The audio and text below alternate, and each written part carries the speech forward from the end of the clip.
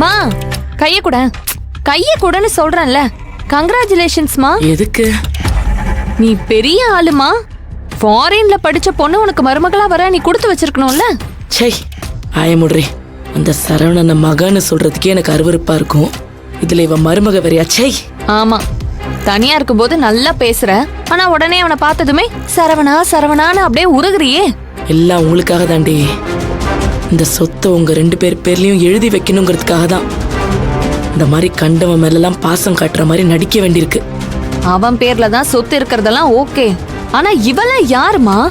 அவன் தாலி கட்டிட்டாங்கிறதுக்காக இவளுக்கெல்லாம் நம்ம எந்திரிச்சு நின்று சல்யூட் அடிக்கணுமா? மா, நானும் நீயும் ஏதாவது பண்ணி அவளை அனுப்பணும் தான் பாக்குறேன். ஆனா கடைசியில அவதாமா நம்மள வெளியே அனுப்பிடுவா போல இருக்கு. இப்ப என்னடானா அந்த சரவண அவளை ஃபாரினுக்கு அனுப்பி படிக்க வைக்க போறானா. கேட்கும் போதே அப்படியே அருவருப்பா இருக்கு. நீ என்னமோ அப்படி பண்ணுவேன் இப்படி பண்ணுவேன்னு உதார் விட்ட. இப்ப என்னடானா இங்கேயும் அங்கேயும் அப்படி நடந்துட்டு இருக்க. நான் என்ன பொழுது போகாமையா நடந்துகிட்டு இருக்கேன்? இவளை காலேஜ் போக விடாம பண்றதுக்கு என்ன பண்ணலான்னு யோசிச்சுக்கிட்டு இருக்கேன்டி. இதுல யோசிக்கிறதுக்கு என்னமா இருக்கு? கல்யாணம் பண்ணதுக்கு அப்புறம் காலேஜுக்கு போக கூடாதுன்னு ஸ்ட்ரிக்ட்டா சொல்லுமா.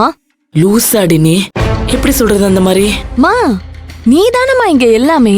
நீ வச்சதாமா சட்டம். நீ சொல்றதுதான் இங்க எல்லாரும் கேட்பாங்க. அப்புறம் என்னமா? மா, இந்த வீட்டு மருமக கல்யாணம் பண்ணதுக்கு அப்புறம் காலேஜ் போக கூடாதுன்னு சொல்லு. நான் அப்படி அவளை நேருக்கு நேரா காலேஜுக்கு போக கூடாதுன்னு சொல்லக்கூடாதுரி. அப்புறம் சரவணனுக்கு நான் வில்லியா தெரியுவேன். அப்புறம் அவன் அவளுக்கு இன்னும் சப்போர்ட் பண்ண ஆரம்பிச்சிருவான். அப்புறம் இத்தனை வருஷம் கஷ்டப்பட்டது எல்லாம் வீணா போயிடும். சரவணன் என்ன ஒரு நாள் கூட தப்பா நினைக்க கூடாது. அவனுக்கு நம்ம சப்போர்ட் பண்ற மாதிரியும் இருக்கணும், ஆனா அவ காலேஜும் போக கூடாது. அதான் என்ன பண்ணலான்னு யோசிச்சுக்கிட்டு இருக்கேன்.